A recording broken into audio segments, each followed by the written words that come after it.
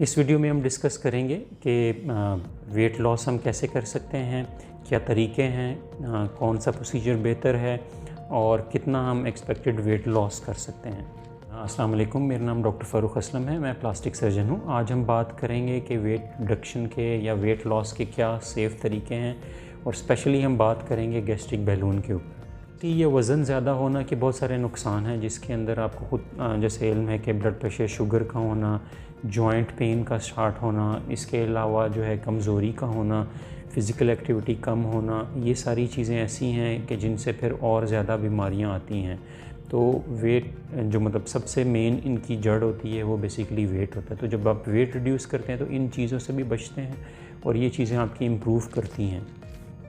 Weight reduction के बहुत सारे तरीके हैं, जिसमें सबसे ज़्यादा जैसे आप के नॉलेज में है कि डाइट है, एक्सरसाइज है, कुछ मेडिसिन ऐसी हैं जिनसे हम कर सकते हैं, फिर नॉन सर्जिकल मेथड्स हैं और सबसे एंड में सर्जिकल मेथड्स हैं। डाइट से वेट रिडक्शन जो है वो जो है सबसे कॉमन चीज़ है, लोग करते हैं, मगर ये होता है कि जैसे सस्टेनेबल या लॉन्ग टर्म के लिए अगर हम देखा जाए तो डाइट रिडक्शन अलोन से आप बहुत ज़्यादा देर फ़ायदा नहीं हासिल कर सकते। हाँ, अगर आप बहुत ज़्यादा परसिस्टेंट हैं, आप मोटिवेटेड हैं, फिर आप ये होता है कि आप सिर्फ डाइट से ही अपने वेट लूज़ कर लेंगे। मगर अगर आपका वज़न बहुत ज़्यादा है, BMI आपका ज़्यादा है, तो फिर ये होता है कि सिर्फ डाइट से आप जो अपना गोल है वो अचीव नहीं कर सकते। दूसरी चीज़ होती है एक्सरसाइज। एक्सरसाइज से ये होता है कि आपकी जो फ़िज़िकल फ़िटनेस है, बिल्ड है बॉडी की, वो बेहतर हो जाती है। मगर बहुत ज़्यादा अगर आपने वेट लॉस करना है तो वो सिर्फ मतलब एक्सरसाइज से आप अचीव नहीं कर सकते। जो फार्मास्यूटिकल चीज़ें हैं, ये कुछ दवाइयाँ ऐसी हैं कि जिनसे आप वेट रिड्यूस करते हैं, ये लोग जैसे क्लेम करते हैं कि वेट रिडक्शन के लिए हैं, तो वो उनमें से बहुत कम हैं ऐसी कि जो FDA अप्रूव्ड हैं, और वो भी ऐसी नहीं है कि बहुत ज़्यादा आपका वेट रिड्यूस करें। वो आपको सपोर्ट कर सकती हैं, मगर इंडिविजुअली वो सब ऐसी नहीं है कि आप सिर्फ उन पे रिलाई करके अपना वेट रिड्यूस करें। नॉन सर्जिकल मेथड्स में हमारे पास गैस्ट्रिक बैलून है, जो कि एक बहुत ही इफ़ेक्टिव मेथड है फॉर वेट रिडक्शन, और ये स्पेशली उन लोगों के लिए बेहतर है कि जो जिन बहुत ज़्यादा ओबीस नहीं हैं या मॉर्बिडली ओबीस नहीं हैं, तो उनके लिए गैस्ट्रिक बैलून जो है वो बहुत अच्छी रेमेडी है और वो सस्टेनेबली मतलब अपना प्रॉपर वेट रिडक्शन इससे कर सकते हैं। सर्जिकल वेट रिडक्शन मेथड जो है वो सबसे ज़्यादा इफ़ेक्टिव मेथड्स होते हैं, मगर ये होता है कि हर एक के लिए आइडियल नहीं है, मगर डेफिनेटली इनके रिज़ल्ट्स आते हैं। सर्जरी है तो इसके लिए आपको अंदाज़ा है कि आपको सर्जिकल प्रिपरेशन चाहिए होगी, वेट रिडक्शन कितना आपका होना है, किस लेवल पे हम सर्जरी करते हैं, तो ये सारी चीज़ें होती हैं। हर कोई इस पे सर्जरी पे कंसिडर नहीं करता, या सर्जरी के डर की वजह से भी इससे लोग दूर होते हैं। मगर ये होता है कि एक हद से ज़्यादा अगर आपका वज़न है तो फिर आपको जो है अपना वेट रिडक्शन जो है वो उसकी सर्जरी पे जाना पड़ता है।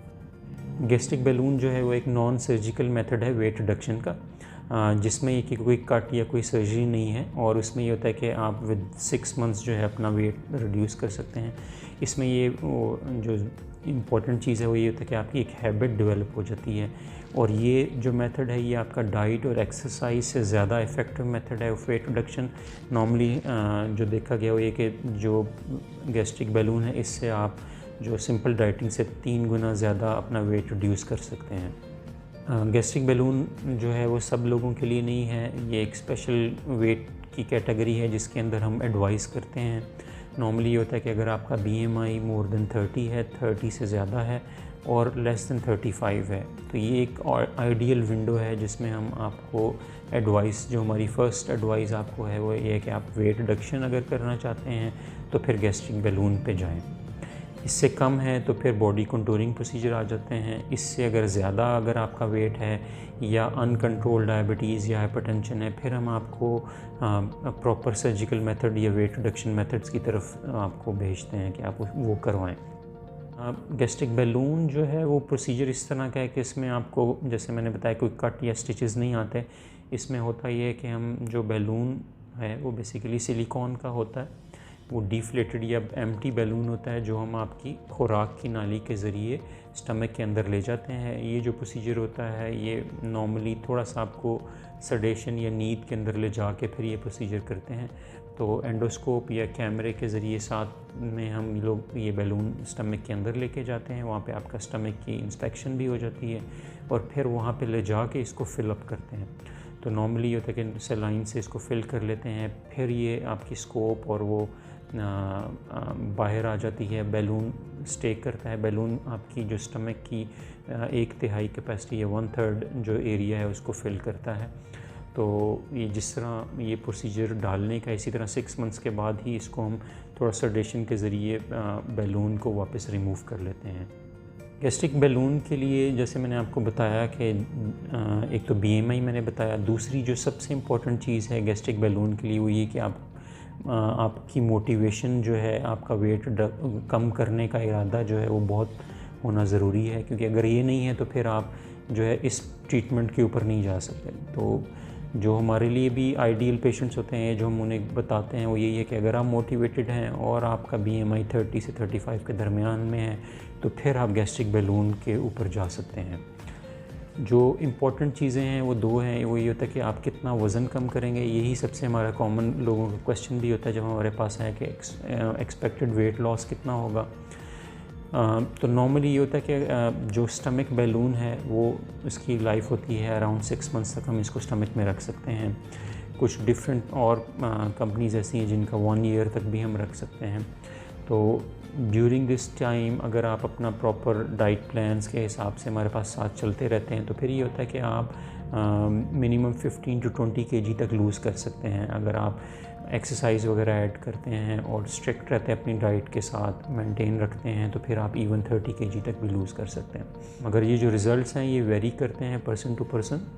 और दूसरा ये होता है कि अगर आप फ़िज़िकल एक्टिविटी अच्छी रखते हैं तो फिर कंबाइन होके तो फिर वो और ज़्यादा आपका वेट लूज़ होता है।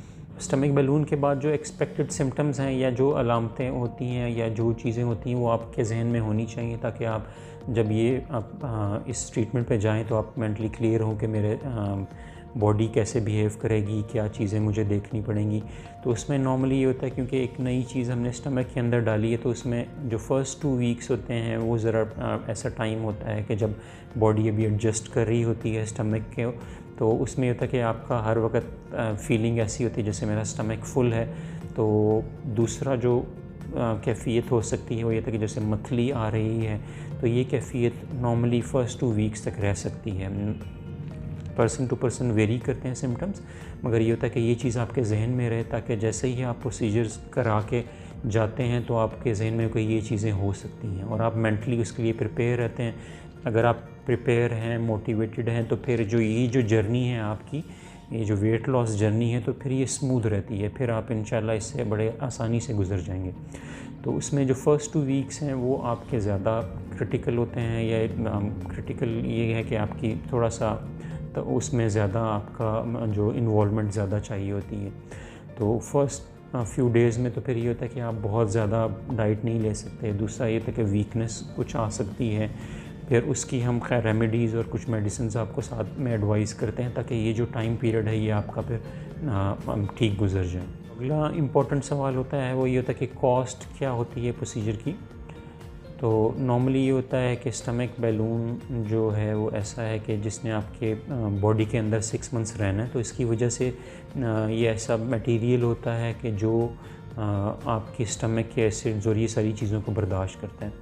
दूसरा ये होता है कि ये बैलून्स ऐसे हैं अब के जो कि FDA अप्रूव्ड भी हैं, या दूसरी जो हेल्थ रेगुलेटरी अथॉरिटीज़ हैं उनसे भी अप्रूव्ड हैं, ताकि मतलब ह्यूमन सेफ़ हैं।